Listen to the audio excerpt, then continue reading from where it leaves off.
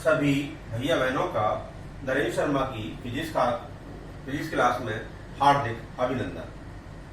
जैसा कि आप बोर्ड पर देख रहे हैं कि हमारा टॉपिक चल रहा था, सब्जेक्ट हमारा फिजिक्स में टॉपिक अध्याय जो था विमीय विश्लेषण था और टॉपिक था विमाओं का उपयोग। तो मैं अपनी पिछली वीडियो में आपको दो विमाओं के उपयोग बता चुका हूं। अब विमाओं के तीसरे उपयोग की तरफ जाते हैं हम कि आखिर डायमेंशनल एनालिसिस का थर्ड यूज क्या है। तो देख रहे हैं कि यहाँ पर टॉपिक मैंने लिखा है भौतिक राशियों के बीच संबंध ज्ञात करना, मतलब कि रिलेशनशिप फिजिकल क्वांटिटी के बीच में रिलेशनशिप शो करनी होती है। तो what is the formula between given physical quantity with the help of dimensional analysis, इसको हमें बताना है।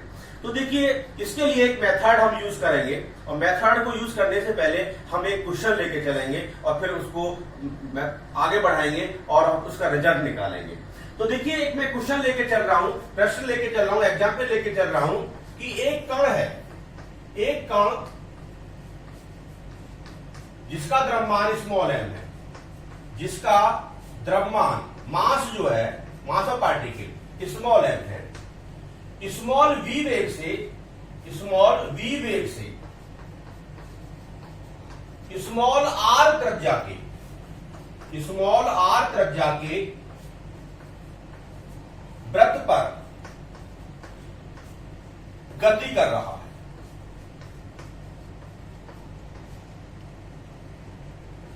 क्या कह रहे हैं क्वेश्चन में कि एक कण है जिसका द्रव्यमान स्मॉल एम है, वो स्मॉल वी वेग से स्मॉल आर त्रिज्या के वृत्त पर गति कर रहा है। तब विमीय विधि डायमेंशनल एनालिसिस, विमीय विधि द्वारा कण पर लगे अभिकेंद्रीय बल, देखिए अभिकेंद्रीय बल F के लिए सूत्र की उत्पत्ति करो।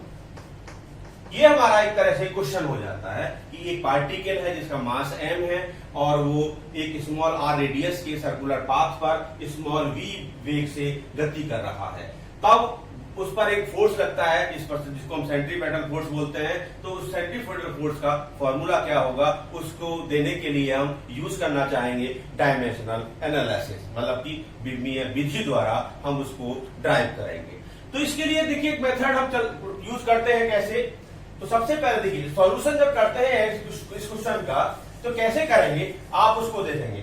जिस तरह से इस क्वेश्चन का सॉल्यूशन करेंगे, हर क्वेश्चन का इसी तरह से हम सॉल्यूशन लेके चलते हैं। देखिए, जब सॉल्यूशन करेंगे हल में, तो हमने कहा है, देखिए फिजिकल क्वांटिटी हमारे पास में तीन है। एक तो मास है पार्टिकल का, वो m है, वेलोसिटी है वो v है, और रेडियस जो है सर्कुलर पाथ की वो स्मॉल r है। तो इस तरह से ये तीन फिजिकल क्वांटिटी है। अब ये तीनों पर डिपेंड कर रहा है कौन? Force, centripetal force. तो हम क्या करेंगे, लेट F प्रोपोर्शनल, हम ये चूज करके चल रहे हैं कि F प्रोपोर्शनल m की पावर a, मतलब कि द्रव्यमान की घात a पर डिपेंड करता है कौन? Centripetal force. v की घात b, मतलब वेलोसिटी की जो पावर है वो b ले रहे हैं, उस पर डिपेंड करता है सेंट्रीपेटल फोर्स। और तीसरा है हमारा physical quantity radius of the circular path, r की पावर c। इस तरह से हम abc पावराइज कर ली हमने। कोई जरूरी नहीं हम abc करें, xyz भी कर सकते हैं, वो तो आपका नोटेशन लेने का तरीका होता है। अब ये प्रोपोर्शनल को हम हटाएंगे और f is equal to, proportional को हटाएंगे तो कांस्टेंट लगाए k, m की पावर a, b की पावर b और r की पावर c। ये इक्वेशन 1 हो जाएगी। यहां जो k होगा, हियर k ये डायमेंशनल लेस कांस्टेंट है, मतलब विमाहीन नियतांक। विमाहीन मतलब कि नियतांक, इसकी कोई विमा नहीं होगी, डायमेंशनल लेस कांस्टेंट है। यहां तक हम हर एक क्वेश्चन में जाएंगे, जिस तरह से यहां पर आए कि F प्रोपोर्शनल टू m की पावर a, v की पावर b, r की पावर c। अब क्या होगा, जो हमारी पहली इक्वेशन आ रही है ये वाली, इस इक्वेशन में जितने भी आपके फिजिकल क्वांटिटी यूज हुई है उन सब की डायमेंशनल फॉर्मूला पुट करेंगे इसके अंदर। समीकरण एक में प्रत्येक पद की विमा लिखने पर जितने भी फिजिकल क्वांटिटी इसमें यूज हुई है इक्वेशन 1 में उनकी डायमेंशन लिखेंगे। अब देखिए फोर्स जो होता है, फोर्स की डायमेंशन होती है MLT-2। फोर्स की जो डायमेंशन है वो MLT-2। अब देखिए पावर m के पावर 1 रख सकते हैं और यहां भी 1 रख सकते हैं, ठीक है, कोई क्लियर नहीं सर, कोई दिक्कत नहीं है। अब इधर k क्या है, डायमेंशनल लेस कांस्टेंट है, इसकी कोई भी डायमेंशनल फार्मूला हम नहीं पुट करेंगे। अब मास पर आ जाइए, मास क्या होगा m, पावर कितनी है a, इसके बाद वेलोसिटी है LT-1 v और radius l power c। Mathematics apply करेंगे और m1 L1 T-2 m को देखेंगे सबसे पहले, m की पावर a। अब l यहां पर भी है, यहां पर भी है, यहां पर जो पावर है वो b है और यहां पर पावर जो है वो c है, तो l की पावर हो गया b plus c due to mathematics, और t की पावर हो गया माइनस का c, माइनस का b। अब देखिए यहां m की पावर है, l की पावर b प्लस c और t की पावर माइनस का b। अब क्या करना होगा हमें दोनों तरफ जो विमाएं हैं उनकी तुलना करनी होगी। क्या लिखेंगे हम, दोनों ओर विमाओं की तुलना करने का, दोनों ओर विमाओं की तुलना करने पर हम इसकी कंपैरिजन करेंगे, comparison on both side of the equation. अब तुलना करेंगे तो देखें आप, देखिए a is equal to 1, a is equal to 1 ग्रीक बात फर्स्ट में लिख दिया हमने। अब b प्लस सी और b plus C is equal to also 1।